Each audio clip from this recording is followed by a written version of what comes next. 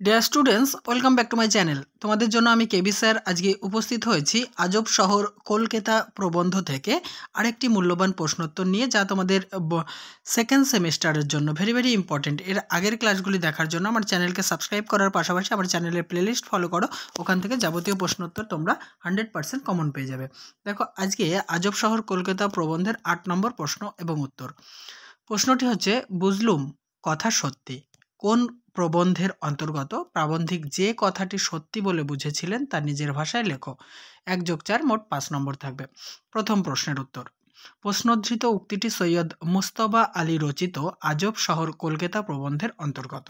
Next প্রশ্নের উত্তর, আলোচ্য প্রবন্ধে প্রাবন্ধিক পঞ্চদশ ষোড়শ শতকের একজন বিখ্যাত হিন্দু সন্ত এবং দার্শনিক তুলসীদাসের একটি উক্তির সত্যতা উপলব্ধি করতে পেরেছিলেন।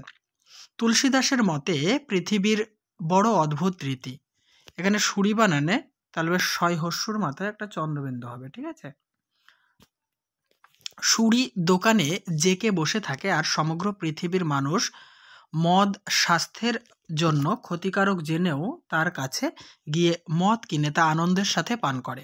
অন্যদিকে দুধ সুস্বাস্থ্যের জন্য পুষ্টিকর বা স্বাস্থ্যের জন্য পুষ্টিকর পানীয় হলেও দুধ বিক্রেতাকে মানুষের বাড়ি বাড়ি গিয়ে তা বিক্রি করতে হয়। প্রবন্ধে জানা যায়, কোনো এক ফরাসি বই বিক্রেতা তার বান্ধবীর অনুপস্থিতিতে শুধুমাত্র ফরাসি সংস্কৃতি এবং ভাষা প্রচারের তাগিদে কলকাতায় বইয়ের দোকান খুলে বসেছেন। যদিও শিল্প, সাহিত্য, সংস্কৃতি, ভাষা এগুলি প্রচারের বিষয় নয়, ভালো লাগার বিষয়, তবুও পৃথিবীর শিল্প সংস্কৃতির পীঠস্থান প্যারিস থেকে বাধ্য হয়ে ফরাসিদের নিজেদের সম্পদ বিক্রি করতে ভিন দেশে যেতে হচ্ছে।